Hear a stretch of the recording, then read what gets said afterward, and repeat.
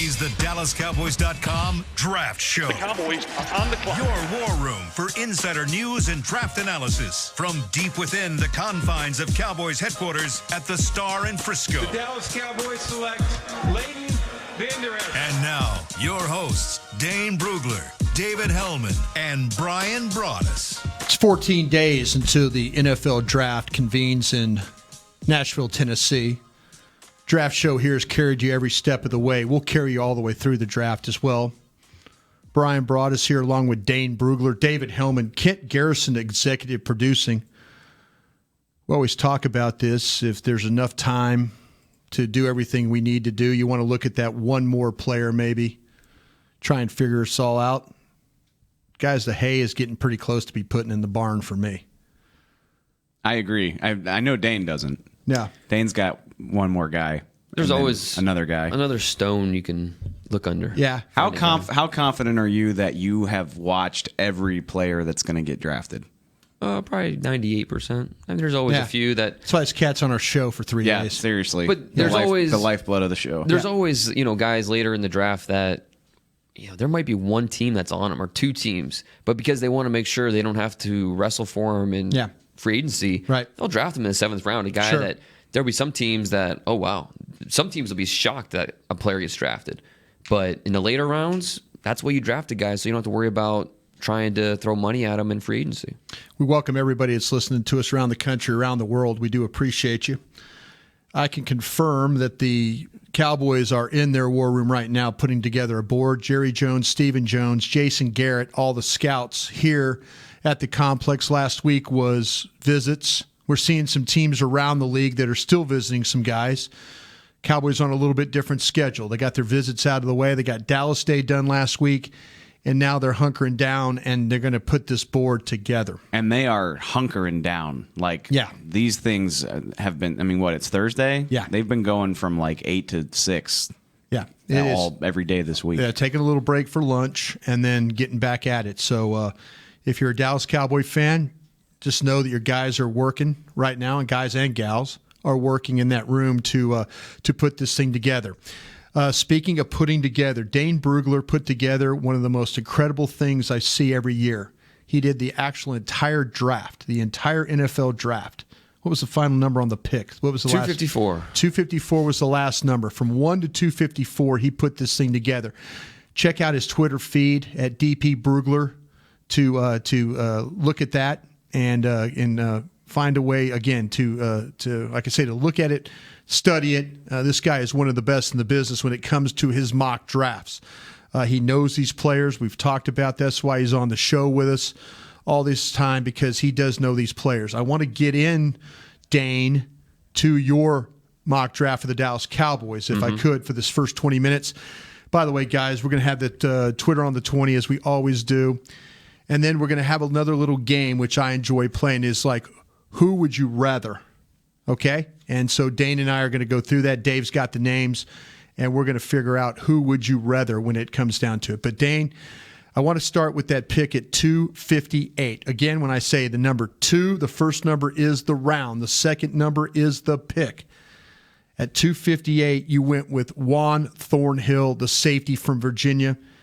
Some reasons why. And can you give me an idea of who was available as well when you went with that pick? And I think that might be best case scenario for this team. If Juan Thornhill is available, I think that's easy pick. That's weird. That's the direction you go. We know this team needs safety. It might be their top need. If not top, it's top 3. And we know the safety class. We've talked about it every week. It's a little top heavy in the second round. And will it stretch to 58? Maybe, maybe not. They might be wiped out of options at the safety position at 58. And so if Thornhill does get there, Juan Thornhill, the tape, check mark. The testing, check mark. Production, check mark. I mean, he checks all the boxes. He didn't run the 3-cone short shuttle at the combine. I got a little worried about that. On his pro day, he ran a 6.8 3-cone. There you go. He continues to check boxes throughout the process. 4-year starter, all that. Corner safety versatility. So if he's there at 58, and for all those reasons I just mentioned, is the reason why he might not get to 58. Okay. So if he's there at 58, I think it's a no-brainer. The picks right after that, some interesting names. Joanne Williams for Vanderbilt. There you go. There's that corner, that long corner from Vanderbilt that nobody thinks can run and can play. Right. And Chris Richard went to Nashville to work him out. Right. So salty. He went one pick later. Yep. Only a few more names here in the second round. Jalen Ferguson from Louisiana Tech. And a name that I think Dave will maybe debate, maybe he should have been 58, Deebo Samuel. Y'all know how I am. Like, sure. I have my opinions. I would love that, but like, I've made my peace that that's probably not going to happen. Like, I know that. Doesn't mean that I can't bang the drum, but and you know, as great as I think it would be, I can't argue against taking, you know, the best available safety. Like, that doesn't bother me at all. Can we trade back here, guys? Trade back? Is that? I mean, I just heard a lot of quality names right there. I mean, he said You're going to trade away from the safety? He said 3. I mean, he said 3 names. I love all 3 names he said. I love all 3 names. How far back are you trading? I'm just a few picks. Just if somebody wants to come get a guy. And what are you getting? What do you tell me about what's the rumor about Taylor Rapp? People thinking he might be there, huh? That 4.78. Yeah. You're starting to hear this a little bit now? All right. Well, this is, and that's an Count interesting. me in. We're not trading away from that cat. But you would trade away from Thornhill. I would trade away from Thornhill, yes. Let's break it down. Why? I just think that Rapp, for what they want their safety to do, to play the down safety, give me Rapp over Thornhill because I think he's a better tackler. I think he's a more physical player. To be that box guy, you got to have a lot of guts to stand in there and play that way at linebacker. And I think Thornhill he's absolutely right about Thornhill, the player. But I think Rapp gives you a physical presence down there in that box, and that's what I want. No, I don't think we disagree there. Like, I think we all would take Rapp over Thornhill, but why would you trade away from Thornhill if you would stay there? Because I'm okay with Williams, and I'm okay with Deebo Samuel. What about your safety position then? Yeah. Because, again, corner and wide receiver probably stretch a little more than the safety group. That's why there's no way I'm trading away from Thornhill at that pick. And you guys know I love. Well, why isn't he one of those guys we talked about going up for then last week? When we had this big discussion, you guys. Why do you always like? Why does it have to like? If you have to be willing to trade up for a guy to like him? No, I'm just saying. No, I mean, you guys. That's sort of what you're saying. Well, we talked about. No, I'm not. I'm just telling you. You guys were trying to convince me that we needed to go get Rapp. You think Rapp's a better player than Thornhill? I do. I do. But now all of a sudden, Rapp's not good enough. That's not what we said. Are you on the same show? No. That's not what we said. Yes, Rapp. I think we would all take Rapp over Thornhill. All of us. Yeah. But if Rapp's not there, we're on the same show. Sorry, it's an award-winning show, sir. If Rapp is not there, Thornhill is there. I'm not trading away from that because I'm not getting a safety at 90. That's even close to those guys. That's my and again they brought in Willis. You guys know how I feel about from Michigan State. That's like I said. There's no safety close. I'm just telling you who they brought in. No, I know. But do you think he's a third round talent? No, they might. They might though. Sure, they might. Safety is really one of those positions where like boy, you guys are buckled in on the safety, aren't you? You know what? And look at what they've done, Brian. Like look at what the Cowboys have done over the last couple weeks. He's learned. He's so learned. They are circling in on safety. They signed DeMarcus Lawrence. They added a bunch of defensive linemen in free agency. I don't know. Our Twitter scouts out there saying they prefer Savage over Thornhill. That's actually I love Savage. I don't save it. That's a Twitter question. Save it because I'm curious about that. But I want to, and I know we got to go through all 7 of these picks, but I'm curious. You know, you're sitting here saying, "Oh, he's the box safety. That's what they want." Which I love to bring this up. DeMarcus Lawrence was Mr. Right End when they drafted him, and he's playing left end right now. So what if you get a guy in here and, is it so hard to imagine that 6 months from now they're like, well, Thornhill's or Rapp for that matter, he's just a natural at free. Like we drafted him to do this, but he's a better free. Like they do that type of stuff all the time. Sure. Yeah. So give me the better all around player. I don't care if he fits what they're looking for right now. 390. Tristan Hill, defensive tackle, Central Florida. They're hunting defensive tackles, aren't they, David Homan? They sure are, Brian brought us. Yeah. And we know they're going to look at defensive line. Even with DeMarcus Lawrence in the fold, Robert Quinn on this team, they're still going to look at defensive linemen inside and out. Sure. If you can get that penetrating 3 technique, which Tristan Hill, I think we believe can be that guy. He was a 30 visit. I think at 90, it was really good value. Now, there's a couple names right after him that would be interesting for this team. Anthony Nelson. Why are you exasperated? There's always going to be an interesting. No, I'm excited because then it gives you options. Okay. I thought you were frustrated. I'm not. Anthony Nelson. If I throw my pen, I get frustrated. Going one pick later. Yeah. Anthony Nelson, Iowa, defensive end, liked him. Right. If they want to go tight end, Waring went right after him. Oh, hold that thought. San Diego State. Hold that thought. If they want to go offense, McCall Hardman went right after him. Sure. Bobby Evans went right after him. Now I'm out. Guy they've showed interest in Bobby Evans. I'm out now. So those are just a few names that went after pick 9. Hill, you think is an under tackle, right? Yeah, he's more of that the quickness. He's going to get upfield. Yeah. You love the energy, the motor that he plays with. It's not always the most efficient. Yeah. But it's there, and I think you can coach that. Yeah. Now there's some questions about finding the ball and stuff a little bit there with that guy. Right. There we go. A guy who started one game last year because he didn't exactly mesh well with the new coaching staff. Sure. But at the same time, as long as you're comfortable with the player, he interviewed well, you're going to feel comfortable with him there at that point. Okay. I want to circle this back to Jalen Ferguson because he was a guy we talked about at 58. Yeah. I mean, never say never, but defensive end, is that the best use of your resources here at this point with what they've done? Well, they got a 1-year deal on Quinn. You don't know the situation with Randy. Yeah. That, to me, if they Tyrone's getting closer to the end of his deal. Yeah, if they were worried about defensive ends, I think they would have brought one in. But Ferguson, that's a good point Ferguson, too. Ferguson to me makes a lot of sense. But I think they have more problem at defensive tackle than they do. Yeah, and by the way, folks, if you're listening from another team, we're talking about these players for what they are too. I mean, Dane's giving you a scouting report, so hopefully it's not just totally Cowboy related to you, but you're getting an idea of what type of players these are. I wonder, and to your point, I mean, they didn't bring in a ton of true defensive ends in this year's visits. No. Ferguson was the only one, or did they even wind up bringing him in? Never brought him in? Yeah, he was at 30. So, exactly. That's kind of my point. It just doesn't seem like it fits. Okay, Friday's over. We're packing up shop, getting ready to come back for Saturday. How do you feel about Juan Thornhill and Tristan Hill being your newest Dallas Cowboys? Are you happy with that? Yeah, let's go. Because is that a win? Yeah, no, it's a big win. Even though you hate Thornhill. Yeah. I don't hate Thornhill. I just, at 58, I'm kind of like, ugh, he's the same guy. He's the same guy as you got.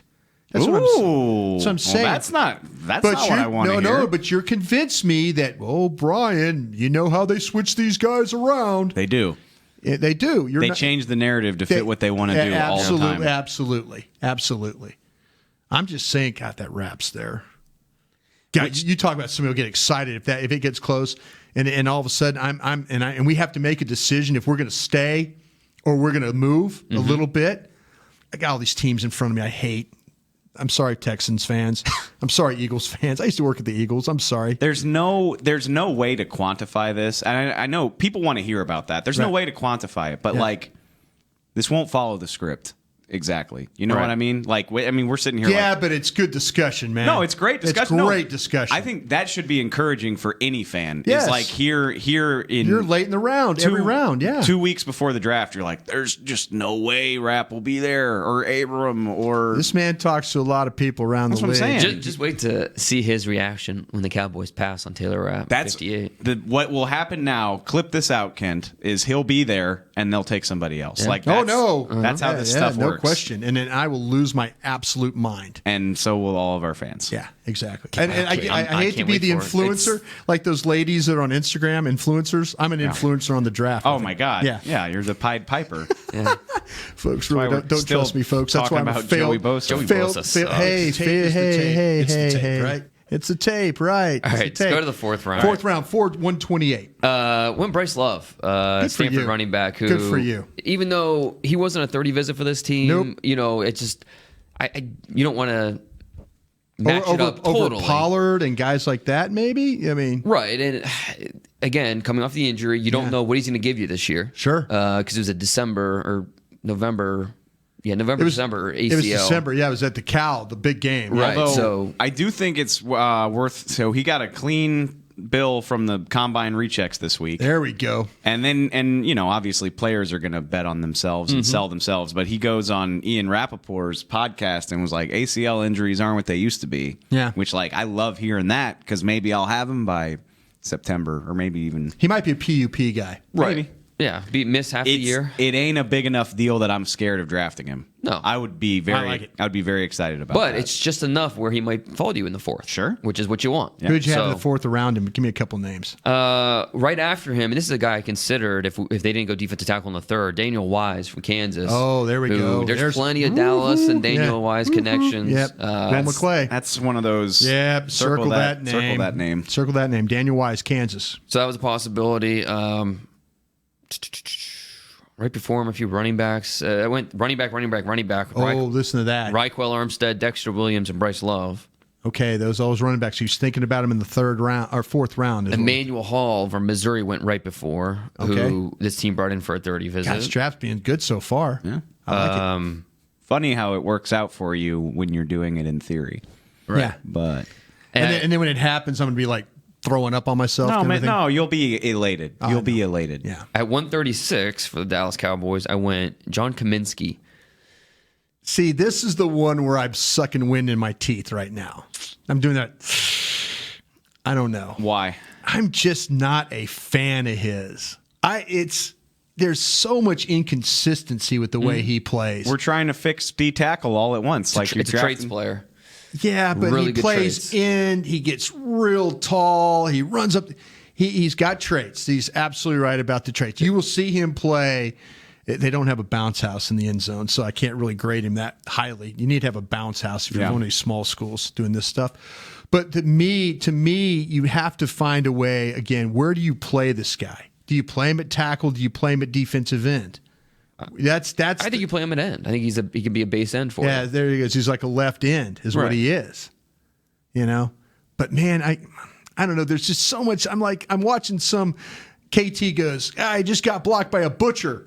I mean, he's not wrong. Played at Division II level. Yeah, that's what I'm saying though. I see, and that's I know. Look, I know he was a visit. I know he's a name the Cowboys have interest in, but based on their recent history, I gotta see it to believe that they're drafting a guy out of Charleston in the fourth round. Yeah. That's just not what they've done. Yeah. Yeah, no, and that's fair. I'm racking my brain to think of no, but he's a Marinelli type of guy. Dane's not wrong about this. He's a Marinelli type of guy that they'll be like, he thrashes around, he runs, Rod, we'll try to get him for you in the seventh. I could be wrong.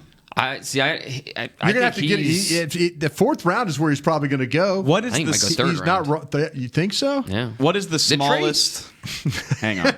Teams draft traits. Bye. Just wait till the Cowboys draft him at 90. Oh God, You're just giving Brian anxiety.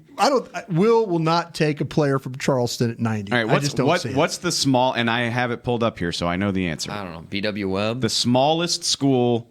That's not the Will McClay era. Okay, so we're yeah. not. True. Good call there, though. What is the smallest school that a Will McClay draft has taken? Michigan. And when did they take him? Central Michigan, Eastern Michigan. Yeah. Kayvon Frazier. Kayvon Frazier, yeah. Which Central Michigan is a Eric pretty Jackson. big That's MAC, bus league. So Group of 5. you've got Northern Illinois, you've got Wyoming, you've got Eastern Michigan, Central Michigan, Louisiana Tech, Western Kentucky. Yeah. Mike White, yeah. All group of 5. All group of 5 and all round 5 or later. So they've got a 5-year history of really banking on pretty big schools. I got to see it to believe that they're going to draft this guy fair. that high. Absolutely. I think that's fair. Okay. I think with a second, fourth round pick, I don't know. You never know. And and I respect your analysis completely. I totally. He was a 30 visit, was a so 30. it's not like Absolutely. you're Right. pulling this out of nowhere. Okay, at 5'165. Cole Holcomb, North Carolina linebacker. We know this team likes to draft linebackers. Right. Cole Holcomb, outstanding traits. He's a former walk-on. Just an easy player to like. If you want him, yeah, I think it's Super aggressive, though. Maybe overly aggressive the way he plays. Because you watch him play, he'll run to the football, he'll tackle, and all of a sudden it's like, whoa, he overran the play. And he's right there. But he gets to the spot in a hurry. Yeah. I like that pick at 5'165. I agree. I do. And some names right after him. Carl Granderson from Wyoming. There's a lot going on there, isn't there? My off-field stuff not really good with him. Granderson, Wyoming. It's not great, although it sounds like it might be cleared up here pretty shortly. Okay, I'm talking to scouts again. Yes, Dax Raymond right around that area. The tight end, yeah. Tight end. Jalen Hurd, Baylor. Ooh. Who didn't run as well. Did you give him the wave? I'm a big Jalen Hurd fan. See, I'm getting excited about this draft because his name's Penny Hart. I'm kind of pushing him away. We haven't seen him since a combine or since a Mobile. Yeah. I'm pushing him away. All right. I'm not a fan of his. Okay. I'm just not a fan of his. I wanted to like him, and you guys are trying to sell me on him, but I'm not a fan. Give me Hurd before him. If you're going to draft a wide receiver, give me Hurd. Agree. Hurd ran 4.63. Yeah. What happened? The knee was it a burlap bag? Was this a bag race? What were we doing? The knee must still be bothering him. You think? No time to train. Well, yeah, because he missed. He had surgery late December. They're feeling pressure to run. Right. Well, he was supposed to be good at the Senior Bowl. Tricked him. He was supposed to be good at Senior Bowl. Couldn't do it. Supposed to be good at the Combine. Couldn't do it. Yeah. Baylor's pro day was late or early April. Yeah. Wasn't 100%. Didn't have enough time to train. So real quick too on 7/2/41 to end the draft of the Cowboys. Chris Westry, corner from Kentucky, who 6'4.5", literally 6'044". Yeah. Ran into corner, which is just you don't see 6'4" corners, right? And ran a 4.3, at the pro day, right? And we talking about these Kentucky defenders. There's a half dozen of these guys are getting drafted, right? He's the one in the secondary who didn't get invited to the combine, right? Tall drink of water, who athleticism's there. He can stick to receivers. It's just he doesn't really have a feel for coverage. He does not. I mean, he's basically here in the 7th round. It's a pet project for Chris Richard. Put him on the practice squad and let Chris Richard. Let me tell you, the measurables alone will get him picked in the 6th. If he's at 241, if he's at 241, whoa, what gas mask? What happened there? Maybe that's an Xavier Woods situation where you trade up into the 6th. Exactly, that's it. I just realized that Bryce Love is the only offensive player you took in this draft. Which with 6 picks, right? Fix that defense. Yep. You got that right. As much as I would love to see this team draft a receiver, I think you can get away. I mean, you need a running back. Other than that, I think you could get away with not drafting any other offensive players. Yeah, because you still have hopes for Noah Brown, right? Right. For Lance Lenore, you still have hopes for them, and that's not really a bad fallback plan if they don't draft. What's our Boise State receiver from last year? Wilson. So I think this team does not need to draft a receiver if they don't get their guy in, say, the 3rd or 4th round. Which, before anybody yells at me, Will McClay has spent big picks on Boise State players, but I consider that like the best of the they're basically a Power 5 program. I think so too. So now for my undrafted, I'm just kidding. Hey. All right. Hey, thank you, Dane. Great job on it. If you want to see the full entire draft, make sure you go to Dane's Twitter account, DP Brugler. All it's right there. You can if you're one of those folks that, again, we welcome all the guys and gals that follow teams from around the country. We do really appreciate you guys hanging out with a bunch of Dallas Cowboy people, but that's where you can find it. Okay, when we return, we'll let you guys take the stage. It's Twitter on the 20 next. Kaboo Texas is 3 days, 6 stages, over 100 artists, including The Killers, Lionel Richie, Leonard Skinner, Ms. Lauryn Hill, Kid Rock, Alanis Morissette, Little Big Town, The Avett Brothers, Counting Crows, Pitbull, Sting, The Black Eyed Peas, and the list goes on. Don't miss Kaboo Texas. Single day and 3-day passes are on sale now. Visit KAABOOTexas.com to get your passes today. If you're like me and you love...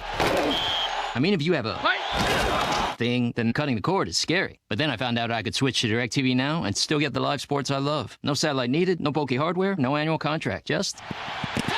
Get the live sports you love. Try DirecTV Now for $10 a month for 3 months. Visit DirecTVNow.com. DirecTV Now. More for your thing. That's our thing. Use code REALDEAL. Limited time. Price for little package. After 3 months, renews monthly at full price. Currently minimum $40 unless canceled. Prices may change. New subscribers only. Cancel anytime. Content varies by package and may be limited. Restrictions apply. Do you want the most interesting, up-to-the-minute Dallas Cowboys news straight from the Star in Frisco? How about exclusive and on command? That's right. News and nuggets you can't find anywhere else. With our exclusive Cowboys content on Alexa, you You can have all the answers, secrets, stories, and more. What's Stephen Jones thinking during a game? What's Joe Looney's favorite pregame meal? We take your questions to Cowboys players and coaches, and you can hear the answers directly back to you. Just say, Alexa, open Dallas Cowboys. Star Sports Tours is the only official fan travel partner of the Dallas Cowboys, offering exclusive game weekend travel packages with sideline access and photo ops with current players, alumni, and cheerleaders. That's not all, though. You'll get to talk X's and O's with Senior Director of Player Personnel Will McClay, and of course with yours truly, me, Brian Broaddus. You can trust the official fan travel partner of the Dallas Cowboys, and with us, you'll travel like a pro. Visit cowboystravel.com to book your travel package today. While a player could look good on paper, it's when he's out on the field that you really find out what he's made of. That's why the Cowboys rely on more than just stats and scouting reports when building their team. When picking a tractor, it's why you should rely on more than just specs and features. You've got to take it out and put it to the test. The Cowboys did when they named John Deere their official tractor. Experience one for yourself. Visit myjohndeeredealer.com/football. Hey everyone, it's Ed Cahill, co-founder of The Draft Show, and it's time for Twitter on the 20. Twitter on the 20. Take it away, Tiny Jim. Thank you, Edward. Appreciate you. I hinted at this in the first segment, so I'll jump right into it with a question from Brady. He wants a comparison. He's talking about Juan Thornhill and Darnell Savage. Let's just say they're top two players available. He says, who fits better with Dallas? I just want to know in general, like a thumbnail, a comparison between these two guys. We talked a lot about Thornhill. Haven't talked as much about Savage. Cowboys don't seem to be as interested. Perhaps why? Just kind of break those two down for me. Well, I think they're both interesting because they have corner safety versatility. Both. That's absolutely right. Thornhill was a safety for 2 years, or Thornhill was a corner for 2 years before he moved back to safety. Savage was a corner when he arrived, played a little bit, but he was moved to safety pretty quickly at Maryland. Savage is a little undersized, and that's what I think you worry about in a safety because he's just below. He's about 5'10", 3/4, 198 pounds. Ideally, you want a safety that's bigger than that. Thornhill's over 6 foot, 205, 206 pounds. So the size advantage goes to Thornhill. That's a big part of a safety because you're talking about a guy who's it's a physical position. You have to be able to hold up. Some teams won't even draft a sub 200-pound safety. Won't even consider it. Yeah, that's why Thompson from Alabama's having some issue right now. I believe that and the injury, and nobody really is sure what he really runs. That and his wrist. His wrist keeping him from running, which I don't understand. I don't understand. Fins Dane. Well, I'll tell you this though. I think Dane nailed both these guys. I think if either one of these guys can cover, I think both these guys show really good range when you watch them play. And that's. You're looking for a guy that's a free safety type of guy. And in this day and age, as a safety, you got to be able to cover a little bit. You got to be able to go. If they ask you to play in the slot in some package. A lot of it, you could argue. Yeah. I mean, they asked Xavier Woods his rookie year. They threw him in this slot and asked him to play, and he held up pretty well. And so I think that, Savage and Thornhill, either one of those, I know we're going to get into our little thing, who would you rather? And that would be that's a good who would you rather right there. To me, who's that? Thornhill and Savage? And Savage, yeah. So you think that it's Savage's size that kind of pushes him out of the conversation? He's 198 pounds. He's 5'10", I believe, is what he is. I think I'm right about that. He's 5'10", 5'6". Yeah. You never know for sure. I mean, the Cowboys have drafted guys that they haven't been strongly linked to. Yeah. Obviously, like all six. He can run now. All 6 of their picks are not going to be 30 visits. Yeah, all right. But we just haven't heard a lot about him in this 4.35. And I love Savage. He's 68 on my board overall. I just have Thornhill. What number did you have Thornhill? I have a new top 100 coming out. Thornhill's 47. So okay, so 20 pick difference. So that's what I'm saying. I love Savage. I was talking about him when nobody was in the fall. Yeah. He's a player that pops off the screen because of his play speed, the way he can jump routes, make plays. But it's just the size does worry me a little bit, and that's why I view him as an early third and not a mid-second like Thornhill. You got two guys that can really read and react too. Mm-hmm. It's a fair comparison. He's got him apart, but I mean, I'll tell you what, I would either one of those guys. I'll be okay with. I'll take either. Yeah, too tall. Yeah, here's something that we haven't really talked about since probably the Combine. Good point, in my opinion. He says, with what Dallas has done in the offseason and free agency, has that made the Blue Star Special, a.k.a. Jeffrey Simmons, more of a possibility? Or is it so unrealistic to think he falls that far? He's not getting to 58. I'd be shocked. I'd be surprised if he's out of the first round. Yeah, New England sitting at the back end there. Somebody like that. New England's got so many picks where they could take a hurt player and make it work. Like I just hate saying no chance, but I would put it at maybe 1% chance he gets to 58. It just bums me out because they have done such a good job acquiring talent in free agency that I would love to make that pick. I don't care that he can't play this year. You know it's funny? So would a lot of others. You know it's funny? Of course, I know. If they still had their pick at 27, damn right I'd do that. Circle that bad boy. Absolutely. That'd be, we'd be talking about that as a possibility. No question. I love this question from King Q because it's Cowboys related, but not really. Well, sort of. You'll see. He says, as a Cowboys fan, how should I feel if the Giants select Dwayne Haskins? I'd feel better if you're a Cowboys fan. There you go. That's the crux of it. Like, are you excited because you don't think he's good? If you're a Cowboys fan, I think you'd rather them take Daniel Jones. Yeah, I do too. Yeah, Thank you for saying that because I'm about fed up with, and I'm not a quarterback whisperer, but I'm pretty fed up with this pre-draft hoopla that Haskins might be the fourth best quarterback. He might be the fourth drafted. I think it's possible. Which is insane. I agree. Why? The 1 year sample size bothers people, and then just he's not the best at negotiating the pass rush, and he's not very mobile. Exactly. Finding those second chance. He's strong. Throws. I mean, he was standing there and make throws all day, but you got to protect him. In today's NFL, you have to be able to maneuver and find those second chance throws, throw off platform. He just doesn't, and I don't necessarily think it's a talent issue. I think it's just an experience issue. It's experience. He's playing a lot of huge games, though. You can't discount. I mean, for a 1 year, he's my top quarterback. No, he has played some huge games, I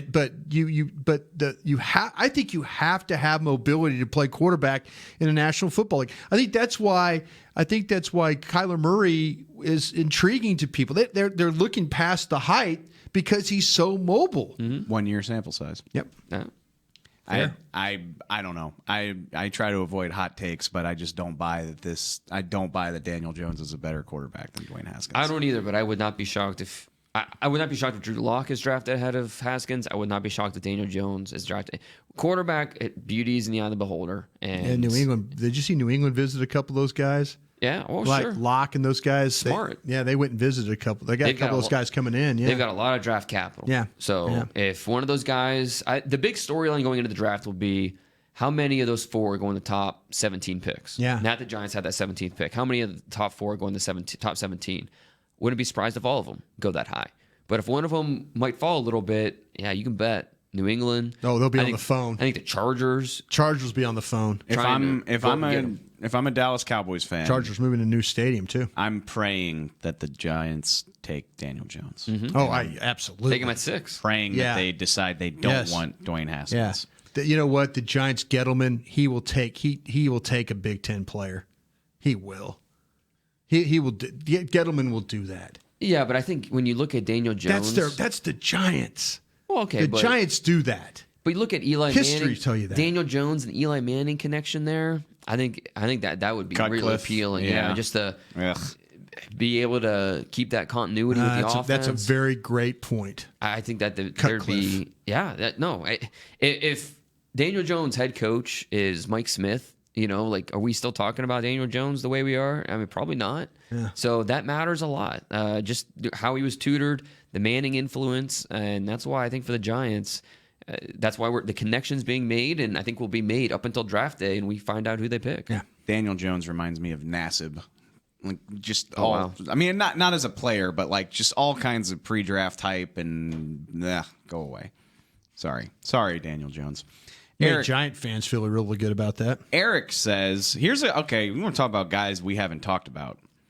Eric says, we've talked about Zach Allen. Ignore that. If both Zach Allen and Christian Miller fall to 58, or they're there at 58. Oh, wait, say that one more time. Zach Allen and Christian Miller, the Alabama linebacker. They're looking at this guy's a linebacker. That's linebacker. He's a tweener kind of guy. Right. Huge, by the way. Saw him in the cafeteria the other day. Oh, my gosh, yes. I mean, good-looking kid. He makes some guys on the Cowboys roster look puny. Yeah. He's huge. Just anyway, kind of give him a scouting report on the grits here. Just these two guys. These two guys. And how do you feel about Christian Miller in general? Because he's a guy that they brought in who we really have not talked a lot about. There are a lot of people higher on Christian Miller than I am. I like him, but first off, he couldn't stay healthy in college. I think he started a total of like 4 games his entire career. Like he couldn't stay healthy. I like his ability to get upfield and affect the quarterback from the edge. But again, if they're looking at him as a linebacker, I don't know. I'm going to let someone else draft him. I kind of, he's a guy with Dane's right, though, and I was looking at my notes. He plays like as a stand-up defensive end or an outside linebacker is really what he plays at. I think this guy's got some snap to him. When you talk about as a rusher. Yeah, as a rusher, when he gets on, I mean, he's got some things. He's really quick with his hands. But I just kind of feel like though that if you draft him, he might be. If they're looking at him maybe as a Sam linebacker, that would be kind of where I would think that they maybe would play him. I hate everything you're saying. Do you? Yeah. Because you hate Sam linebacker. I hate Sam linebackers drafted 58th overall. Yeah. I don't. It would make no sense if they drafted him 58 to me. I don't know. I don't get it. Can he put his hand in the dirt and rush the passer? The problem is, I think he needs to develop some pass rush moves, though. I saw a guy that tries to win on quickness, and it doesn't always work with him. Yeah. That when you don't win with quickness and that's your game, you better have something else you can win with. And that's why I think maybe they're looking at this guy as a linebacker and maybe a hand on the ground guy in nickel. But I didn't see a guy that if he didn't win with the quickness, he wasn't going to win. You know how many, you know what the percentage of snaps was for Damian Wilson last year? 28. Yep. Nailed it. Yeah. That's the second round pick, 28% of the snaps. Yeah. No, go away. Sorry. You guys would draft a running back there at that spot, wouldn't you? I would. I would rather draft a running back at 58, and I don't want to, but I would. Yeah. If it came to the Christian Miller or running back, you'd take the running back? Yeah. All right. So you're probably getting like the second or third best running back in the class? He just went against you on that one, huh? Well, no, I agree. Christian Miller's way too rich at 58. Yeah, I agree. I agree on the concept of running back over linebacker, but I'm putting Miller as a hand on the ground end in that scenario. Yeah, well, then you better teach him how to rush the passer. That's basically all he did on Dave. In the scenario Eric presented, would you both say you'd rather draft Zach Allen then? Yes. Because I think Zach Allen can play defensive tackle too. Yeah. He's your Tyrone Crawford. He is exactly what he is. Utility man. Yeah, and they moved on from Tyrone Crawford. This will be your new Tyrone Crawford. I think this guy's name is Dane, actually. Tweet the show. Sounds like a smart guy. Day 3, your goal is to draft the most polished route runner available. Name 3 options at wide receiver. Most polished route be available on day 3. I think you could go Stanley Morgan from Nebraska. Boy, that's a good start. 6 foot, 200 pounds. Not he's a 4.5 athlete, not going to necessarily separate with ease with his quickness, but he can a little bit because he is a sharp route runner. How about the kid from Fresno, Keyshawn Johnson? Keyshawn Johnson, yeah. I think he's smooth. He's very fleet of foot. Yeah. It's quicker than fast, and that you see that in his routes. Jacoby Myers from NC State. Jacoby Myers would be a good one. The guy we saw at the Senior Bowl who I was surprised how slow he was. He ran a 4.63 at the combine, but he's able to be productive because of his routes. Yeah. So, and a former quarterback, he's really become a natural route runner. So I think those 3 names right there would make sense. Keelan Doss. Yep, definitely from Cal Davis. Cal Davis, yeah. Yep, he just had his pro day last week and did fairly well, low 4.5s. But another sharp route runner, very kind of a tactician at the position. Sure. Anthony Johnson from Buffalo would be another one. Yeah, big guy. And all these guys are kind of like 4 or 5 athletes, who don't have elite speed, but they're able. And we're talking about day 3 for a reason, right? But they are very sharp with their routes. Keep an eye on the Keyshawn Johnson from Fresno. Okay. Seriously. That guy, you watch the tape of him, I mean, he is in and out of breaks. Yeah, I mean, there's not a lot of wasted motion with the way he plays. I have him more like almost like a 4th round guy. He was named after who? Keyshawn Johnson. The real Keyshawn Johnson? He was born 6 months after Keyshawn went number 1, and his dad was a big Keyshawn Johnson fan. Okay, Damn. USC guy. Dad was a USC guy. I didn't know if that's really who he was named after. Yeah. Keyshawn Johnson went to the same high school as Devontae Adams, and then followed him to Fresno, and maybe follow him to the Packers. We'll see. Yep. Another hypothetical for your brains from our friend Connor: Darwin Thompson in the 6th round or Justice Hill. We're about to play this game here in the 3rd 2 round. minutes. Oh, you're right. Oh, that's okay. Whatever. Go ahead, say it again. Or Justice Hill where? 3rd. We're going to talk about Justice. Let's save that one. All right, we'll save it. I'm sorry. Save that one. You're Yeah, right. let's go to break because that Justice Hill is he's on one of our questions. I overlooked that. My bad. Yeah. Okay. When we return, we will play the game I was talking about. Who would you rather? It's a draft show from the SWBC Mortgage Studios. Stay tuned. While a player can look good on paper, it's when he's out on the field that you really find out what he's made of. That's why the Cowboys rely on more than just stats and scouting reports when building their team. When picking a tractor, it's why you should rely on more than just specs and features. You've got to take it out and put it to the test.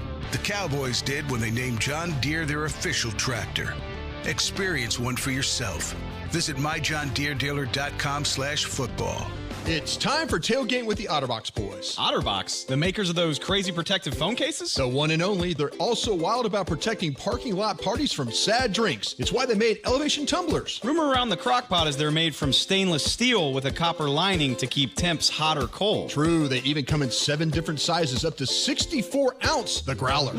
I like how OtterBox drinks. Thinks. And that's been Tailgating with the OtterBox boys. Check out all the colors and sizes of their elevation tumblers at otterbox.com.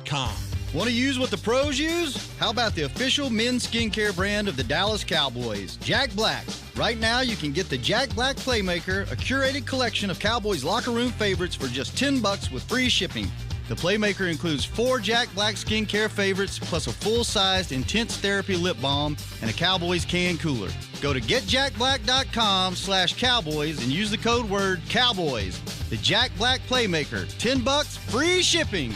Star Sports Tours is the only official fan travel partner of the Dallas Cowboys, offering exclusive game weekend travel packages with sideline access and photo ops with current players, alumni, and cheerleaders. That's not all, though. You'll get to talk X's and O's with Senior Director of Player Personnel Will McClay, and of course with yours truly, me, Brian Broaddus. You can trust the official fan travel partner of the Dallas Cowboys, and with us, you'll travel like a pro. Visit cowboystravel.com to book your travel package today.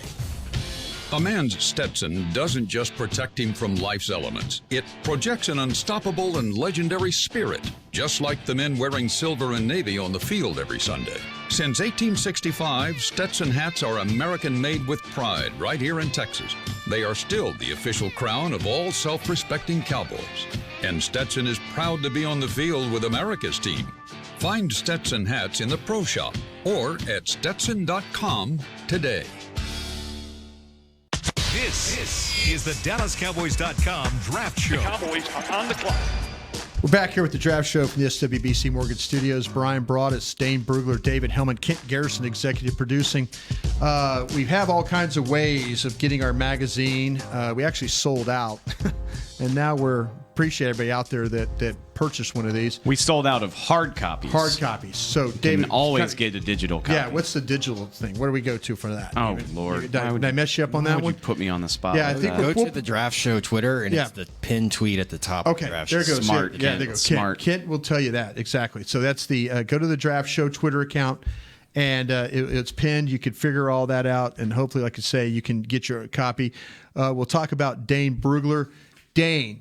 Yeah, there's a ton of work going on right now on your thing. It's done. Yeah, but the draft where we're guide's at, done. yeah. Just the editors have it, and so as soon as I get it back from the editors, it will be out there. And so it's just a waiting game, unfortunately, driving me nuts. Yeah. And as soon as I get it, I will push it out there.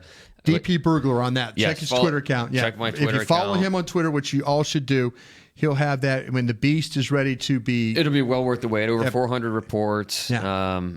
There's way too much information in there. So. Gil Brandt's waiting for that right now. I know he is. All right, David Hellman. In the last 15 minutes or so, I do want to get to this. Who would you rather? Help us out here. I would love to help you out. Okay. And I really, all right, we'll just go down it. Yeah, these are the list of guys. Yeah. I'm going to start with the position I want to talk least about. Okay. Who would you rather?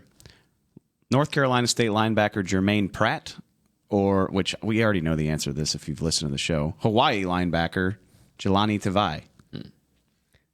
My boy.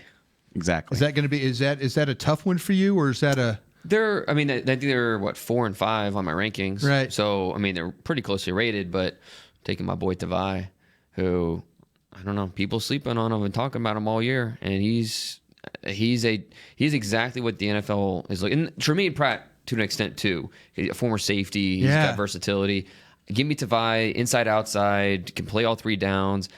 He just didn't do so much, and I think because he's out of sight, out of mind. You know, he's been hurt with the shoulder. Yeah. People haven't been talking about him a lot, but give me Tavai and I'll feel good about him. People are going to be surprised when he comes off the board in the second round, but I mean he's a good player. I got Pratt in the second round too, though. Yeah, I really like Pratt, and I mean this guy for such a long guy, 6'2" on the half, 240, he can redirect. Mm-hmm. I mean, and both. That's why I think both these guys are very similar because you watch the way they get outside the tackle box, you watch the way they're able to redirect, you watch the way they play downhill. These guys can tackle. I mean, I think they're very, very similar to each other. I understand what you're saying about the Hawaii kid. I just feel like, though, that Pratt might be just a little bit better, though, when it comes to playing in coverage and stuff like that. That's just my opinion on that. I got him really close, so I mean, I'm not going to disagree with you strongly. I think, either way, you're coming home with 2 really good players. Yeah, if you whoever drafts these kids, isn't that kind of the point of the exercise? Yeah, no, absolutely. Yeah, I would take Pratt over him. My tags would be Pratt over him. 63 and 69 on my report, on my top 100. Tavai 63, Pratt 69. Kurt Daniels just emailed me to let us know there are hard copies available again. Okay. We got a new printing of the draft mag. Okay, and that's at the Barnes and Noble thing. What did we do? You can go to the Cowboys shop and find Cowboys shop and then Cowboys.com, right? Yeah. Okay, I'm sorry about that. I should have been better prepared on that. Okay. Dane, do you like sushi? Yeah. You were supposed Tomahawk chop. Okay, whatever. What was I supposed to say? These are both raw prospects. That was gotcha. That was the joke. Sorry, but no, it's okay. Blue steak. Look, there we go. Really raw. Pittsburgh blue. Yeah. There you go. San Diego State's Kahale Waring. Mm-hmm. Mississippi's Dawson Knox. That's good, man. Who would you rather? I think those are 2 second, third round safety or tight ends, guys on day 2 that after you get past the top 3, assuming it's going to be the 2 Iowa guys and Alabama's Irv Smith, who's going to be that next tight end off the board? It could be Warren, could be Knox, could be Sternberger. Warren and Knox, both, like Dave said, are raw. It's upside picks. You like the tools, very toolsy guys, and I lean Waring in that case, but I don't have a huge difference between them. I'm thinking Knox. I'd say Knox. You watch him get down the field, and Mississippi. The 5 times he did it on. His career. Yeah. No, but it's like you're thinking when they did throw him the ball. I mean, he's making stuff happen. Mm-hmm. Waring is really raw. You're right about that. He didn't play football until basically. He's a water polo goalie and stuff like that. Mm-hmm. I mean, this guy's got some reach to him and length and things like that. He's a great athlete. I think I would go Waring over him, over Knox. And I like Knox to a point. I don't think any of them are great blockers, but I thought both of them were really good with the ball in their hands. So I would probably go with Waring. Give me the guy 6'6", 254. Waring. I think Waring's actually a pretty good blocker, considering he's only been doing it for a couple years. The fact that he had to Google what tight end meant when he got to San Diego State. Sure. So I'm pretty impressed with his blocking for a guy that's so inexperienced. You have to draft them both at 58, you would think? Yeah. And no, thank you. I'm scared. I don't think either will get to 90. That's fine. There's no way they either get to 90. You know what These I'm guys doing? Are just too good athletes for that. When somebody drafts Dawson Knox with his 39 career catches at 50 or at 57, who's our Iowa Kittle? I'm throwing Kittle my pin. is the example. At Iowa, did not have a lot of receptions. Yeah. Well, and I get it. The nature of there aren't any college tight ends in this day and age that just have otherworldly production. At least not very many. Right. So I get that, but man, that's scary for me. Cornerback. Michigan State's Justin Lane, Georgia's DeAndre Baker. I have them closely rated. That's the whole idea. At my top 100 here? No, I'm just kind of playing along with the game. I'm let me see how far apart I have Baker slightly ahead. I've got Baker at 30 and Lane at 35. So I think Justin Lane has bigger upside. Wide receiver, they moved a corner, tall, long. I think he's the only, I believe in my corner rankings, the only corner had over an 80-inch reach wingspan. Yeah. Which is ridiculous for a corner to have that big of a wingspan. But Baker is just, I've seen him do it at the highest level of college football. Yeah. I think his ability to anticipate routes, time it up the catch point, and be disruptive, I think is something that I'm going to bet on over Justin Lane's upside. Even though I do like his upside, it's why I have him ranked 35 overall. With Lane, there's some spacing issues. I think he'll get it figured out. It's just going to take some time. Baker, not a clean prospect by any means. There's some questions about his attitude and is he going to work at it, and his pre-draft process wasn't great. So, but again, I've seen him do it at a high level at Georgia, and so I would bet on that over the upside of Lane. This guy's got some really good feel of how to squeeze receivers off the field. Baker? Yeah. He is one of those guys when it comes to positioning.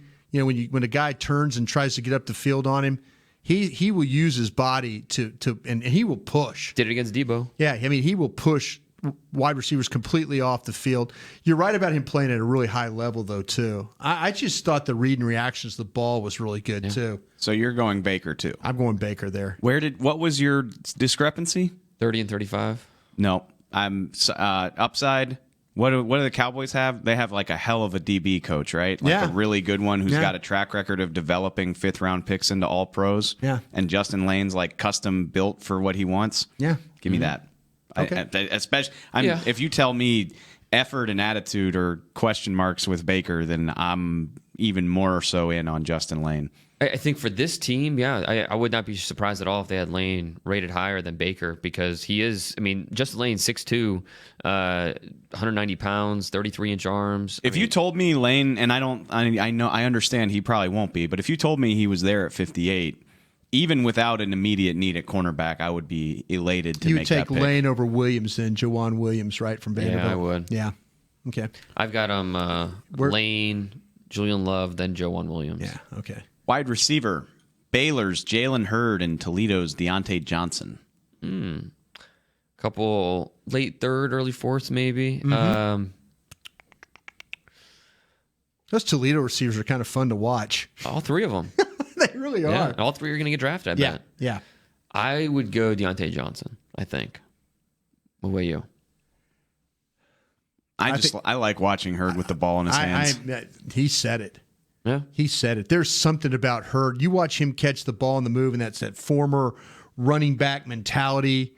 Johnson is really good, too. That's why I was thinking about the comparison. Yeah, no, that's good. But I give me Hurd just because I feel like, though, ball in hand, on the move, snatch the football, get up the field, make something happen. He's that guy. And if you're talking about third, fourth round guy, give me that guy.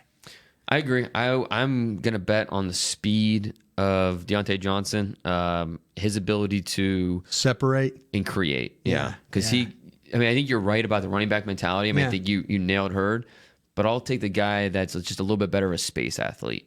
Okay. Like where he's going to be able to create on his own, be elusive, be shifty. You can line him up everywhere on the offense, and I think you can do that with Hurd. But we've only seen him really as a big slot. Yeah. We don't know. Can he survive as an outside receiver consistently? I'm thinking his body type will allow him, if someone grabs him and coaches him the way that he understands how to work inside, right, that somebody will figure out how to work him on that. Right, and I think he can. We just haven't seen him do it. No, so you're right. You're not wrong. I think, it's Hurd is really. I expected him to run better at the pro day, and so that 4.6 is a little bothersome. Yeah. And the fact that we couldn't be at the Senior Bowl, couldn't see him at the Combine, that bothers me. Right. But I would take him in the fourth round. I would just take Deontay Johnson ahead of him. All right. I need y'all to hustle with these last three because we're running short. Defensive tackle, a couple big school guys who aren't generating a ton of buzz. Penn State's Kevin Givens, Auburn's Dontavius Russell. Ranked back-to-back for me. I think, coin flip.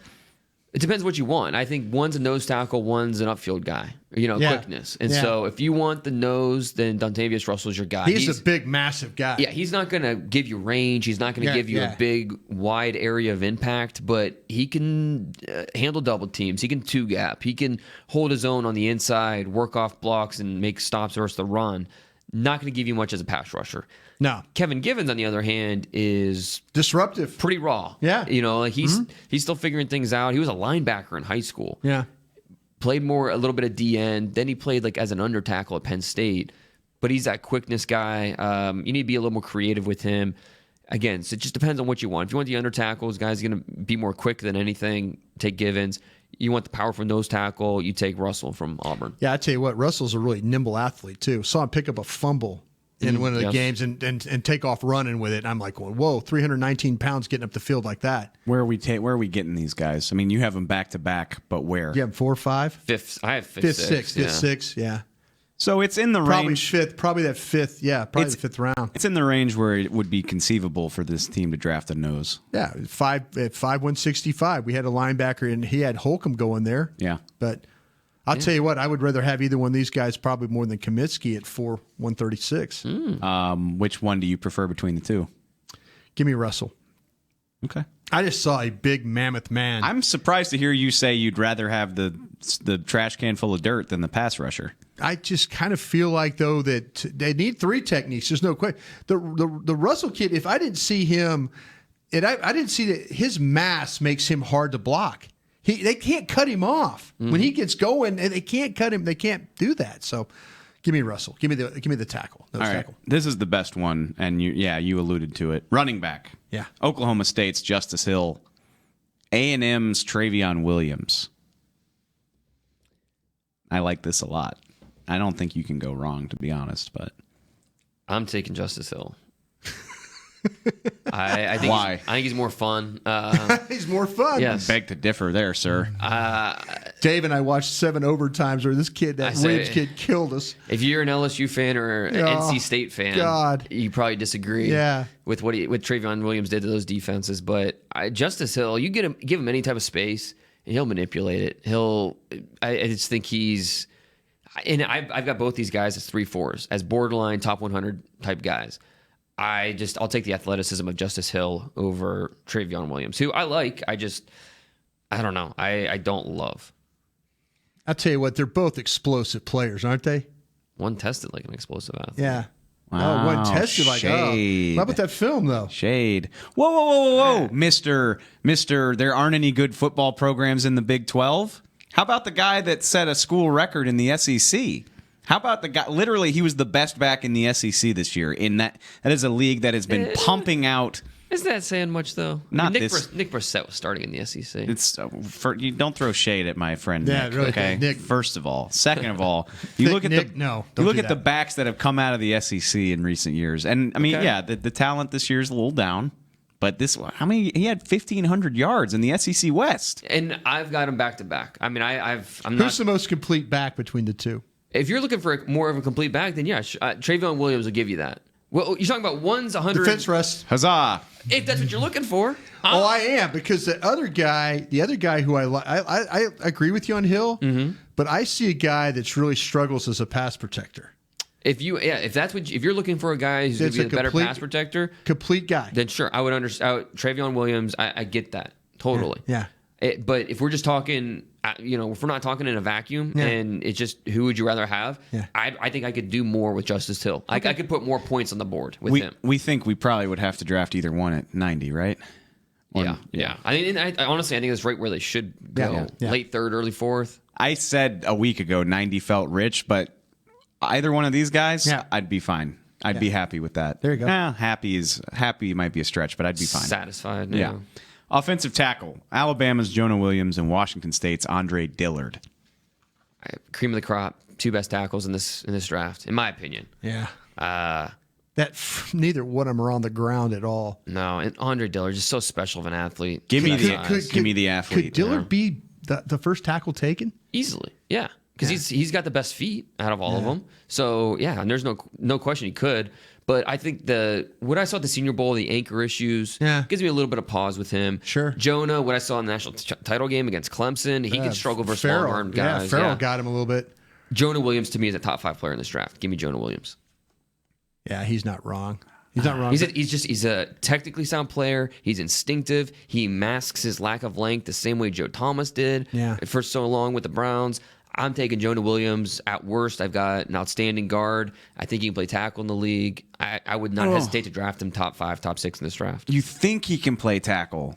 Yes, I do. I think he play tackle. But you don't know though. Like you just said, worst case scenario, he might play guard. Well, okay, that's worst case scenario. Yeah, I mean that's like saying Jonathan Abram. Worst case scenario. Jonathan Abram. Worst case scenario, he can be an outstanding special teams player.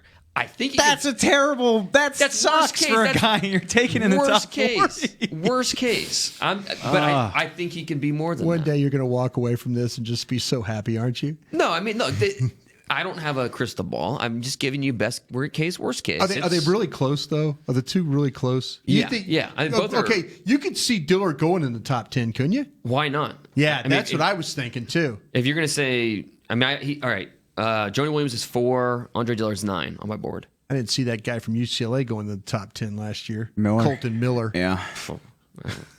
He shouldn't have gone where he did. And I hate to make this comparison. It's unfair to anybody, but like I've spent too much time watching Tyron Smith. So if you can, and I'm not trying to make that comparison, but the athleticism, like if you're a freaky athlete at that position, I'm very intrigued. You have to be strong, too, and that's where Andre Dillard just worries me a little bit because, again, we saw at the Senior Bowl, he got rocked by power. He did get rocked, but then you watch Williams gets rocked in the Clemson game. He does. He struggles with when long-armed guys get to his chest, he can struggle a little bit, no question. All right, boys. Hey, way to go, guys. Thank you so much. Again, thank you for everybody who's hanging out with us today. Again, 14 more days until we get into the NFL draft, so we've got several shows still planned for you guys. We got one again next Thursday, and then we're going to do 2 shows draft week. One on Tuesday, we'll do a full mock draft, and then we'll kind of have a little bit preview show of draft on draft day. So again, for my buddies David Hellman, for Dane Brugler, Kent Garris, I'm Brian Bross. Thanks again to everybody out there hanging with us across the country and around the world. We'll see you next week for the Draft Show.